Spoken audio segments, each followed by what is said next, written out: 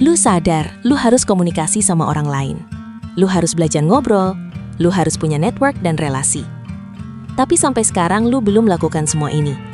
Mungkin karena takut, mungkin karena malas, atau karena nggak pede. Lu pikir lu introvert. Atau lu sebenarnya cuma pengecut yang malas belajar. My brother, pertanyaan itu mungkin bikin kuping lo panas. Tapi gua nggak di sini buat nyenengin ego lo. Gua di sini buat nyelamatin masa depan sosial lo. Lu bilang lu benci basa-basi. Lu bilang lu nggak butuh orang lain. Lu bilang lo lebih nyaman sendirian di kamar. Oke, tapi jujur sama gua. Pas lo butuh bantuan darurat, apa lu punya orang yang bisa ditelepon selain orang tua lu? Pas lo mau naik jabatan, apa lu bisa ngalahin saingan lo yang jago ngelobi bos? Dunia ini digerakkan oleh manusia. Bisnis itu manusia, cinta itu manusia, peluang itu manusia. Kalau lu nggak bisa handle manusia, lu bakal hidup susah. Lu bakal miskin peluang. Lu mungkin ngerasa social anxiety itu kutukan. Lu ngerasa itu takdir genetika. Itu bohong. Kemampuan sosial bukan sihir. Itu bukan bakat dari lahir. Itu adalah sains. Itu adalah rumus matematika. Hari ini kita akan bedah buku Captivate karya Vanessa Van Edwards. Penulisnya ini unik. Dia bukan orang ekstrovert alami. Dia dulu canggung banget. Dia aneh. Dia sering dibully. Tapi karena dia ilmu, dia mikir. Interaksi manusia pasti ada polanya. Pasti ada kodenya. Dan dia benar, dia berhasil memecahkan kode itu. Gua udah rangkum jadi 8 hukum kertas manusia. Hukum ini bakal ngerubah lo dari orang yang gemeteran di pojokan pesta, jadi orang yang paling menarik di ruangan tanpa perlu jadi palsu. Hukum pertama adalah hukum seleksi lokasi. Lo malas networking karena lo main di kandang lawan. Lo introvert yang suka ketenangan, tapi lo maksa diri lo ikut pesta di klub malam yang berisik. Jelas lo gagal, jelas lo capat. Itu sama aja kayak ikan dipaksa manjat pohon. Lo bukan gak punya skill sosial, lo cuma salah tempat. Anessa bilang setiap orang punya zona sosial yang beda. Ada yang jago di bar, ada yang jago di kedai kopi, ada yang jago di seminar. Kesalahan terbesar lo adalah lo ngikutin gaya gaul orang lain. Tugas lo adalah berhenti nyiksa diri. Berhenti datang ke acara yang bikin lo draining atau capek mental. Tolak ajakan ke tempat yang lo benci. Ganti strateginya. Analogi sederhananya adalah main bola. Kalau lo jagonya di rumput, jangan mau diajak main di kolam renang. Lo tenggelam. Mainlah di lapangan lo sendiri. Action list buat lo. Tulis 3 tempat di mana lo ngerasa paling percaya diri. Apakah itu perpustakaan, gym, atau coffee shop sepi?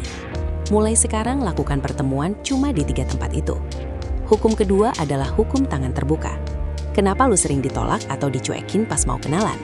Bukan karena muka lu jelek, tapi karena otak mereka nggak percaya sama lu. Otak manusia punya insting purba. Pas ketemu orang asing, otak reptil kita langsung teriak. Apakah dia bawa senjata? Apakah dia mau bunuh gua? Dan bagian tubuh pertama yang dicari mata buat mastiin keamanan adalah tangan. Kalau lu masuk ruangan sambil masukin tangan ke saku celana, atau lu melipat tangan di dada, atau lu nyembunyiin tangan di bawah meja, secara bawah sadar orang bakal ngerasa terancam. Mereka nggak nyaman.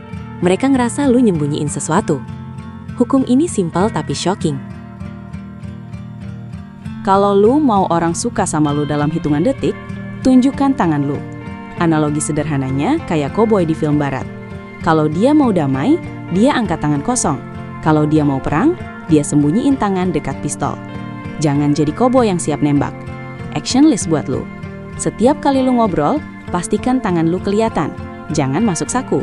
Gunakan tangan buat gestur pas ngerjelasin sesuatu. Ini bikin lu kelihatan jujur dan passionate. Hukum ketiga adalah hukum pembunuh kebosanan. Lu malas ngobrol karena lu bosan. Dan lu bosan karena lo nanya pertanyaan sampah lagi. Apa? Udah makan belum? Kerja di mana? Asli mana? Itu pertanyaan zombie. Otak orang lain udah dengar itu ribuan kali. Mereka jawab pakai autopilot. Gak ada emosi, gak ada koneksi. Vanessa nemuin kalau otak manusia itu kecanduan dopamin. Dan dopamin keluar pas pada sesuatu yang baru. Kalau lu mau diingat, lu harus jadi percikan api. Lu harus nanya pertanyaan yang beda. Jangan tanya, how are you? Atau apa kabar? Tanya, what was the highlight of your day? Atau apa hal terbaik yang terjadi hari ini? Jangan tanya kerja di mana. Tanya proyek apa yang lagi bikin lu semangat banget akhir-akhir ini. Analogi sederhananya adalah makanan. Pertanyaan basa-basi itu kayak nasi putih tawar. Kenyang sih, tapi gak ada rasanya. Jadilah nasi goreng spesial pakai telur, bikin lidah mereka kaget. Action list buat lo. Hapus pertanyaan apa kabar dari kamus lo. Siapin 3 pertanyaan andalan yang unik sebelum lo ketemu orang. Jadilah jurnalis yang kepo. Hukum keempat adalah hukum benang merah. Lu takut kehabisan bahan obrolan kan? Lu takut terjadi hening yang canggung alias awkward silence. Ketakutan itu muncul karena lu mikir ngobrol itu kayak pidato. Lu harus ngomong terus. Salah besar. Ngobrol itu kayak nganyem. Lu nyari benang yang sama. Setiap kali orang ngomong, mereka sebenarnya lagi ngelempar banyak benang topik. Misal dia bilang, kemarin gue capek banget abis lembur, terus macet pula di Jalan Sudirman. Di situ ada 3 benang. 1, benang capek atau perasaan. 2, benang lembur atau kerjaan. 3, benang macet atau lokasi. Tugas lo cuma nangkep 1 benang itu dan tarik. Lu bisa tanya, emang lagi ngerjain proyek apa kok sampai lembur? Atau lo ya tanya, gila, emang Sudirman parah. Lu biasanya pulang jam berapa? Selama lu bisa nangkep benang, lu nggak akan kehabisan omongan. Analogi sederhananya adalah detektif. Detektif nyari petunjuk kecil buat mecahin kasus. Lu nyari kata kunci kecil buat mecahin kebekuan. Action list buat lu. Latihan dengerin orang. Pas mereka ngomong, cari kata benda atau kata sifat yang mereka sebutin.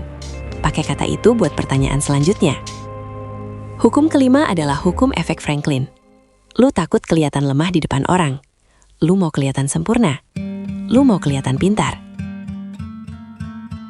Padahal kesempurnaan itu bikin jarak. Orang gak suka sama orang yang sempurna. Mereka iri, mereka minder.